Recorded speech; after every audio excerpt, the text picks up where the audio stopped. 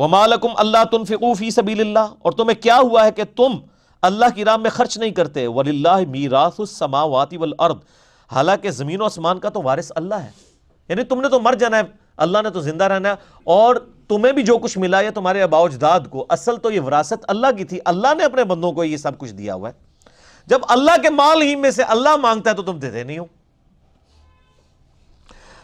لا یستوی منکم من انفق من قبل الفتح، تم میں سے جو فتح مکہ سے پہلے اللہ کی راہ میں خرچ کرتے رہے، وقاتل اور قتال کرتے رہے، اولئک اعظم درجۃ من الذین انفقوا من بعد وقاتلوا، ان کا درجہ بہت بلند ہے ان اصحاب سے جو بعد میں فتح مکہ کے مسلمان ہوئے اور انہوں نے قتال کیا اور اللہ کی راہ میں خرچ کیا.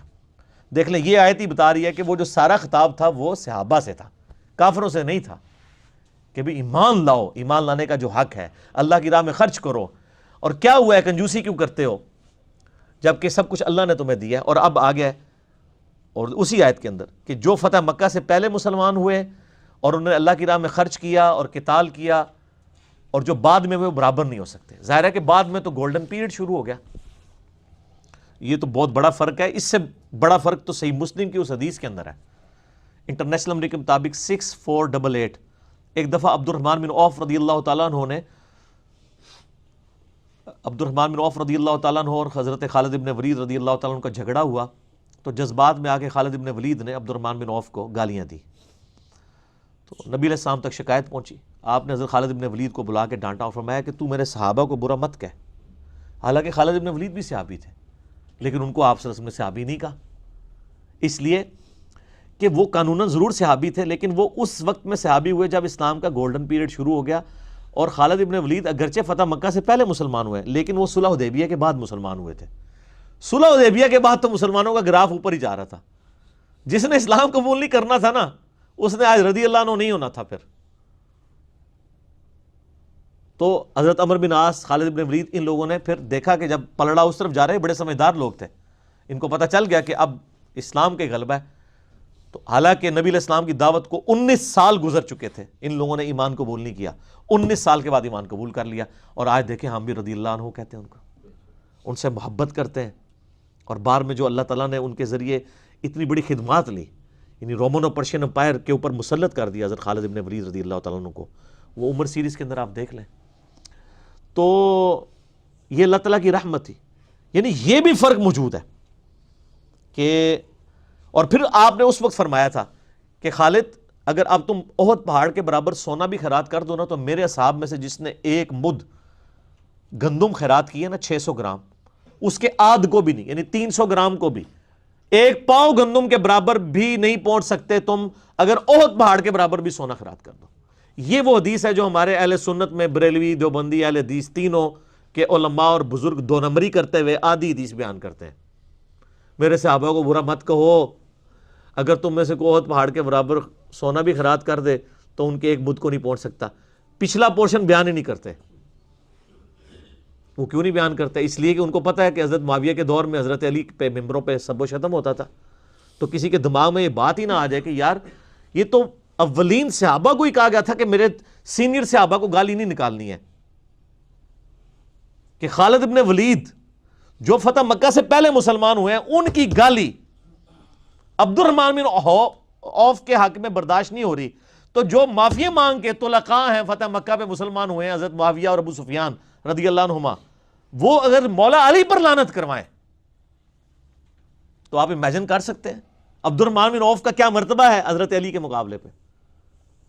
تو انہوں نے آدھی حدیث میرے سے، اور پھر ہمیں سنا رہے ہوتے ہیں، اوہ اپنے بابے نو سناؤ.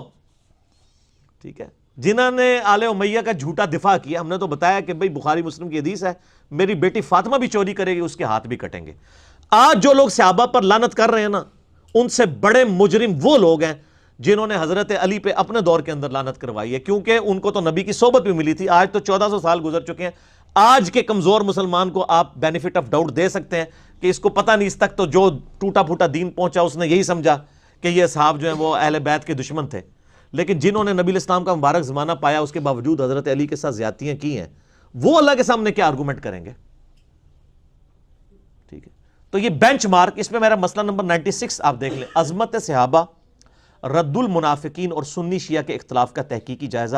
میں نے ڈیٹیل سے پھر اس کے اوپر ڈسکشن کی ہے، اور اس حدیث کے اوپر بھی جو بخاری مسلم دونوں میں ہے کہ قیامت الدن میرے حوض کوثر پہ کچھ میرے صحابہ لائے جائیں گے، میں ان کو پہچانتا ہوں گا، جب میں حوض کوثر سے پلانے لگوں گا تو فرشتے ان کے اور میرے درمیان آڑ کھڑی کر دیں گے اور کہیں گے اے اللہ کے نبی، آپ کی وفات کے بعد انہوں نے دین کو بدل دیا تھا اور دین سے الٹے قدم پھر گئے تھے، اور میں کہوں گا اصحابی اصحابی، یہ تو میرے صحابہ ہیں۔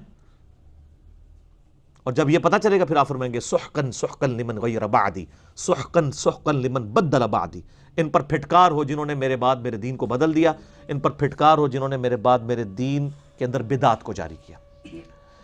یہ حدیث بخاری اور مسلم دونوں میں ہے، اور عبداللہ ابن ابی ملیکہ تابعی جب یہ حدیث بیان کیا کرتے تھے نا تو اینڈ پہ دعا کیا کرتے تھے، بخاری مسلم کے الفاظ ہیں، اے اللہ ہم تجھ سے دعا کرتے ہیں کہ تیرے نبی کی وفات کے بعد ان کے دین سے الٹے قدم نہ پھریں، اور ہم بھی دعا کرتے ہیں کہ اے اللہ اللہم من احییتہ منا فاحیہ علی الاسلام ومن توفیتہ منا فتوفہ علی الایمان، آمین۔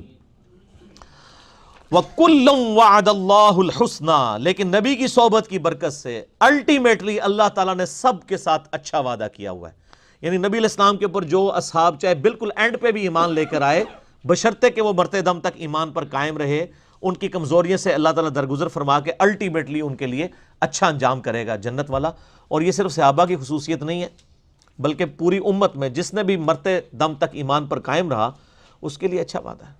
میرے یہ پچھلے دنوں کلپ بھی چڑھ چکا ہے حدیث بطاقہ کے اوپر، جو جامعہ ترمذی میں حدیث ہے کہ ایک بندے کے 99 دفاتر کھولے جائیں گے گناہوں کے، ٹھیک ہے، اور وہ پریشان ہو جائے گا، اللہ تعالیٰ ایک ایک گناہ گنوائے گا اس کا، اور وہ کسی کا بھی انکار نہیں کرے گا، اور دوسری طرف ایک پرچی ہوگی جس پہ لکھا ہوگا اشہد ان لا الہ الا اللہ واشہد ان محمدًا عبدہ ورسولہ، تو اللہ تعالیٰ کہے گا اس کا ذرا نامہ مال تولو،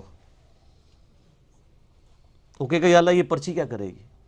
اللہ تعالیٰ فرمائے گا دیکھو نا کیا کرتی ہے پرچی، اللہ کے نام سے کوئی بھاری ہو سکتا ہے؟ وہ جیسے ہی میزان عمل پہ رکھی جائے گی تو وہ پلڑا بھاری ہو جائے گا، اور اسے جنت کا حکم سنا دی۔ اسے حدیث بطاقہ کہتے ہیں، کاغذ کے پرزے والی حدیث، اور حاکم کے اندر ابن حبان کے اندر موجود ہے، اس کلپ میں ہم نے اس کو ڈسپلے بھی کیا کہ اگر زمین و آسمان اور اس کے اندر جتنی بھی اللہ کی مخلوقات ہیں ایک پلڑے پہ رکھ دی جائیں اور دوسرے پلڑے میں لا الہ الا اللہ، تو وہ بھاری ہو جائے گا، ٹھیک ہے۔ یہ کلمہ بڑی چیز ہے، صحیح مسلم میں حدیث ہے، عمر بن عاص کی جب موت کا وقت قریب آیا اور ان کو شرمندگی ہوئی اس بات پہ جو انہوں نے حضرت علی کے ساتھ، معاویہ کے رضی اللہ تعالیٰ عنہ کے ساتھ مل کے جنگ کی تھی، تو بڑا روئے، تو ان کے بیٹے نے کہا، 321 نمبر ہے کتاب الایمان میں صحیح مسلم کے اندر، دیوار کی طرف منہ کر کے رونا شروع کر دیا، تو بیٹے نے کہا کہ آپ تو بخشے بخشائے ہیں، آپ نے تو یرموک لڑی ہوئی ہے، تو آپ تو نبی کے صحابی ہیں، اس سے بڑا درجہ کیا ہے؟ تو یہ بڑی رکت انگیز حدیث ہے، میرا یوٹیوب پہ ایک کلپ بھی ہے، عمر بن عاص کی موت کے وقت گفتگو، سر وہ اشک بار آنکھوں سے پڑھنے والی گفتگو ہے، میں نے کربلا والے ریسرچ پیپر میں بھی ڈالی ہے۔ تو اس میں ایک الفاظ یہ ہے کہ وہ کہتے ہیں کہ صحابی ہونا کوئی بڑی فضیلت نہیں ہے، اصل فضیلت ہے لا الہ الا اللہ محمد رسول اللہ کا اقرار کرنا، ہم اس سے بڑی فضیلت کسی کو نہیں مانتے۔ یعنی وہ صحابی ہونے کو بھی دوسرے، ظاہر صحابی وہی ہوگا نا جو کلمہ پڑھے، بڑی فضیلت یعنی اب میں اگر آپ سے پوچھوں کہ بڑی فضیلت جو ہے وہ آپ کے لیے مسلمان ہونا ہے یا نبی علیہ السلام کا امتی ہونا ہے؟